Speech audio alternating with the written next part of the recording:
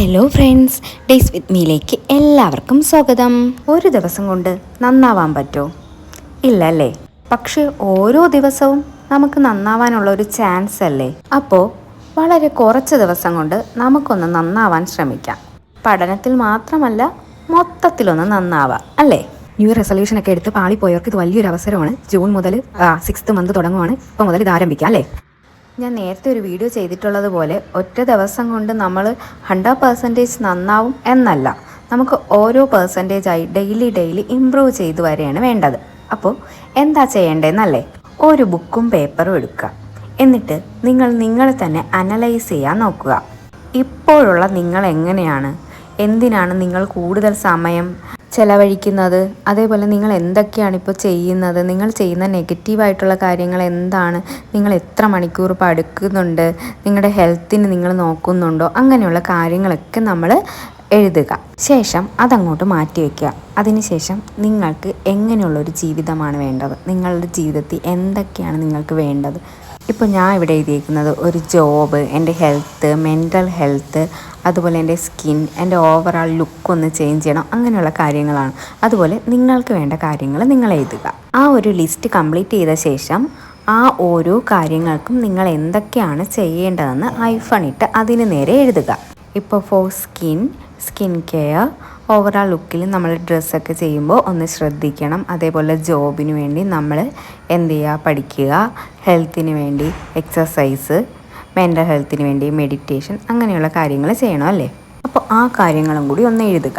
ശേഷം നിങ്ങൾ നേരത്തെ എഴുതി മാറ്റി വെച്ച കാര്യമുണ്ടല്ലോ, നമ്മുടെ നെഗറ്റീവ്സും നമ്മളിപ്പോൾ കൂടുതൽ സമയം ചിലവഴിക്കുന്നതൊക്കെ എന്തിനെന്ന്, അതൊക്കെ എങ്ങനെ മാറ്റി നമ്മൾക്ക് ഇതിലേക്ക് വരാമെന്ന് നിങ്ങൾ തന്നെ ഒന്ന് ചിന്തിച്ച് നോക്കുക. ഫോർ എക്സാമ്പിൾ, നിങ്ങളൊരു 5 മണിക്കൂർ ഫോൺ യൂസ് ചെയ്യുന്ന ആളാണെങ്കിൽ നിങ്ങൾ ഒരു 4 മണിക്കൂർ ഫോൺ യൂസ് ചെയ്തിട്ട് 1 മണിക്കൂർ ഈ ഒരു കാര്യങ്ങൾക്ക് വേണ്ടി പ്രിപ്പയർ ചെയ്യാൻ നോക്കുക. അതായത് ഇപ്പോൾ നമ്മൾ എഴുതിയ സ്കിന്നോ നമ്മുടെ സ്റ്റഡിയോ അങ്ങനെയുള്ള കാര്യങ്ങൾ, അങ്ങനെ ഓരോ കാര്യവും നമ്മൾ മാറ്റി എഴുതുക.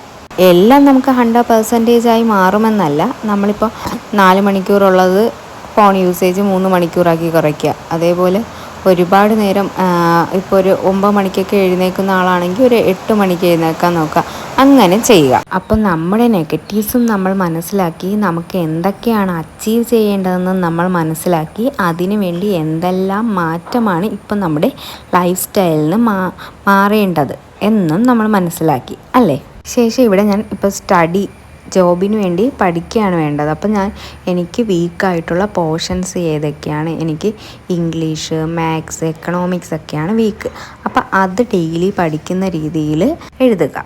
അതുപോലെ ഇമ്പോർട്ടൻ്റ് ആയിട്ടുള്ളൊരു കാര്യമാണല്ലോ SCERT. അപ്പം അതിനു വേണ്ടിയും ഓരോ ഡേയും ടൈം കണ്ടെത്താൻ ശ്രമിക്കുക. അപ്പോൾ ആ ഒരു രീതിയിലും കൂടി ഞാൻ എഴുതി വെക്കുന്നുണ്ട് കേട്ടോ. ജൂൺ 1 മുതൽ SCERT റിലേറ്റഡ് ഒരു സ്റ്റഡി ചലഞ്ച് സ്റ്റാർട്ട് ചെയ്യുന്നുണ്ട്. അപ്പോൾ എല്ലാവരും ആ ചലഞ്ചിൽ പാർട്ടിസിപ്പേറ്റ് ചെയ്യണം കേട്ടോ. പിന്നെ ഞാൻ എൻ്റെ സ്കിന്നിന് വേണ്ടി ഞാൻ ഡെയിലി സ്കിൻ കെയർ എഴുതുന്നുണ്ട്. പിന്നെ meditation, half hour walking for health, ഇതൊക്കെ ഞാൻ എഴുതി വെച്ചു. അപ്പം നിങ്ങൾ നിങ്ങളുടേതായിട്ടുള്ള കാര്യങ്ങൾ വേണം എഴുതാൻ. അപ്പം നിങ്ങൾക്ക് ഒരുപാട് സ്കിൻ ഇഷ്യൂസ് ഒന്നും ഇല്ലെങ്കിൽ നിങ്ങൾക്ക് ഡെയിലി പാക്ക് അങ്ങനെയുള്ള കാര്യങ്ങളൊന്നും ചെയ്യേണ്ട. നോർമൽ സ്കിൻ കെയർ മാത്രം ശ്രദ്ധിച്ച് മുന്നോട്ട് പോയാൽ മതി. അങ്ങനെ ഓരോന്നും നിങ്ങളുടെ അംബീഷൻ എന്താണോ ആ ഒരു കാര്യത്തിന് വേണ്ടി നിങ്ങൾ ഡെയിലി ചെയ്യുന്നുണ്ടോ എന്ന് നോക്കുക. ശേഷം അത് വെച്ച് നമ്മളൊരു ടൈം ടേബിൾ ഉണ്ടാക്കുകയാണ് ചെയ്യേണ്ടത്. ഒരു ടൈം ടേബിൾ അങ്ങ് ഉണ്ടാക്കുക എന്ന് കരുതി അതുപോലെ ചെയ്യുക എന്നല്ല. ഡെയിലി നമ്മൾ 1% അത്ര ഇമ്പ്രൂവ് ആയാൽ മതി. നമ്മൾ ഒരു ടൈം ടേബിൾ എഴുതി അതേപോലെ നടക്കും എന്ന് പ്രതീക്ഷിക്കരുത്. ബട്ട് അങ്ങനെ ഒരു ടൈം ടേബിൾ ഉണ്ടാക്കിയാൽ അതിൻ്റെ ഒരു 1% എങ്കിലും ഡെയിലി ചെയ്യുക. അത് ഇമ്പ്രൂവ് ചെയ്ത് ഓരോ ദിവസം 2%, 3% അങ്ങനെ ആവുന്നുണ്ട് എന്ന് മാക്സിമം ഉറപ്പാക്കാൻ നോക്കുക. അപ്പോൾ 100 ദിവസം ആവുമ്പോഴോ 100% ആയല്ലേ? എല്ലാവരും ഇതൊന്ന് ട്രൈ ചെയ്ത് നോക്കുക. ഇപ്പോൾ ഉള്ള ജീവിതത്തിൽ നിന്ന് ചെറിയൊരു മാറ്റമെങ്കിലും ഉറപ്പായി ഉണ്ടാകും. അപ്പോൾ വീഡിയോ ഇഷ്ടപ്പെട്ടാൽ ലൈക്ക് ചെയ്യുക, ഷെയർ ചെയ്യുക, സബ്സ്ക്രൈബ് ചെയ്യുക. ബൈ.